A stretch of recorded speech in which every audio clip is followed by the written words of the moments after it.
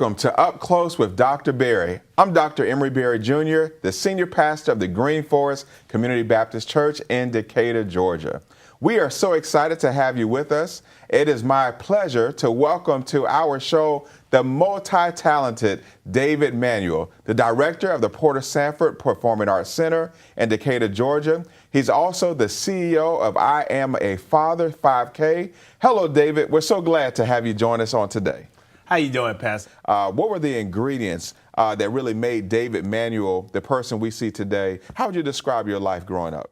I'm from Birmingham, Alabama, raised by my mom, single mom. Sure. In a neighborhood that was very close-knit. Wow. I knew the neighbors. They knew me. And then I went off to college in Atlanta, where I majored in art, got a scholarship, went to the Atlanta College of Art, Sure. which is now SCAD. Yes. And graduated from there, worked at the Woodruff Art Center for many years, and now I have the reins at the Porter Sanford Performing Arts Center, where dreams take flight. Where dreams take flight. And as I go around now, I talk to young people about the importance of being an artist. Sure. I mean, artists can range from behind the camera scenes on shooting a movie, Sure. To on the stage. To art form is photography, is painting, is dance, is music, is acting, is all of that. Sure. And so I always try to explain to young people, it's one of the most creative jobs you can have. You got to have the passion. You got to have the drive. The passion and you drive. got to sell it. Was there a life experience, maybe as a child or as a young adult, that really was transformative to making you into the person that we see today?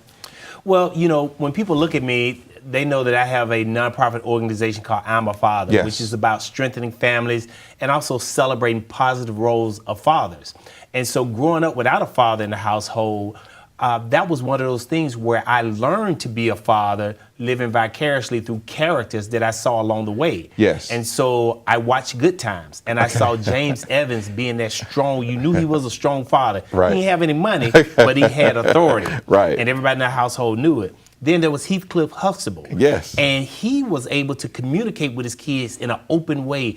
Having a father like Heathcliff Huxtable means you could not go in the house without sharing or telling some of the deepest things on your mind because he was so open. Sure. And then growing up, being in school, playing basketball, looking out in the audience, not really seeing a family member there, gave me the drive to say, man, when I get a chance to be a father, it's going to be like double dutch. I can't wait to jump in so that I can provide my kids with something I didn't have. And I had a strong enough mom that put the right men in my life at the right time. Sure. What exactly was your artistic passion?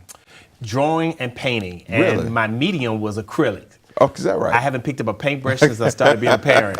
So, but that was my passion. Sure. And through life, your passion changes and switch, but I've always been part of the arts. Arts. And so now I don't paint as much, but I host events where artists, actors, dancers come across that stage each and every day. Wow. If you don't mind, share with us, you had an experience as an adult that has really shaped your perspective on life. About 3.5 years ago, I got sick. Wow. Out of the blue. And I'm a person who hardly ever catch a cold. Sure. And I went to the doctor, and they said, wow, for a person who's almost 50, you got the body of a 30-year-old. Wow. Now you look great. Well, thank you.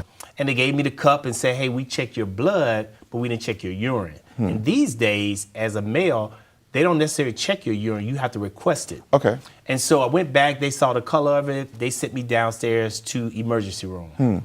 I was in ICU for 40 days. Wow. Now, I walked into ICU, but by the 8th day, I couldn't even get out of the bed.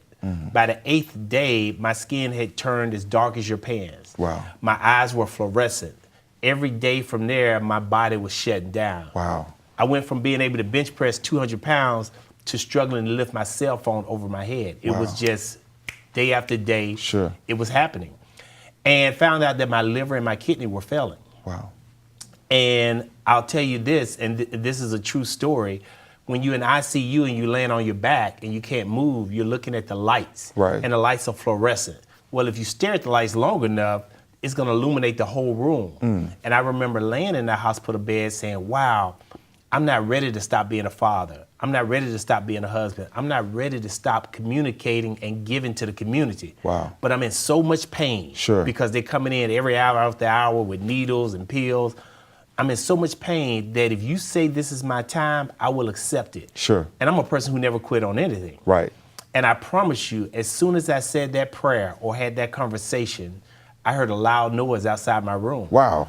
And I was so drugged up with medicine, I asked the nurse, I said, what is that noise? And knowing me, I probably said, what is that freaking noise? Right. And because I had tubes in my mouth and my nose and everything like that. And the nurse came in and said, Mr. Manuel, that's a helicopter with your liver and your surgeon on it. Really? You're going to surgery tomorrow morning. Wow. So from being given 5 days to live to now having an opportunity to live again. Live again. It's a true blessing. Wow. And it wouldn't have happened if someone hadn't given me the gift of life. Wow. And so I noticed that you have a green bracelet on your wrist. Do you mind sharing a little bit about the green bracelet? So this bracelet says donate life. Donate and life. As soon as I had my surgery, LifeLink, which is the organization that prepares you to receive an organ, gave me this bracelet. I've never taken it off. 3.5 years, I shower with it.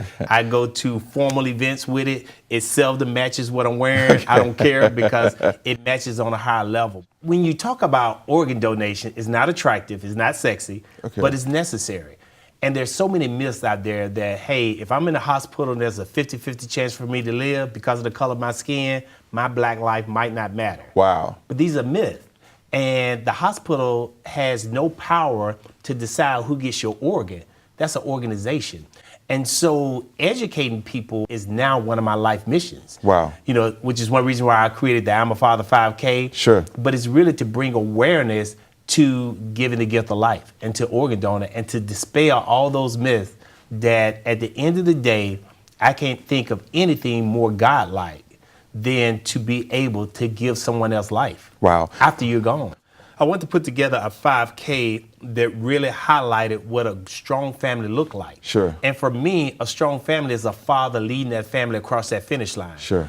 When a person becomes an organ donor, they can help up to 8 people, is that correct? Right. So just by registering to be an organ donor, one person can save 8 lives. 8 lives. And so to date with the Ima Father 5K, we've had over 400 new registrations to be an organ donor. Sure. Well, when you multiply that times 8, that's over 3,200 lives saved. Awesome. Just in our 4th year. Wow, and it's amazing. So obviously we can see the hand of God working in your life and your situation. My faith has always been strong. I've always been a church time paying, praying guy. Sure. I like for people to understand that just by looking at me or be around me, you know I'm a God-fearing man. Yes. I don't have to greet you when you say, hello, David, how's it going? I'm blessed and highly favored. Right. I don't have to do that. Sure.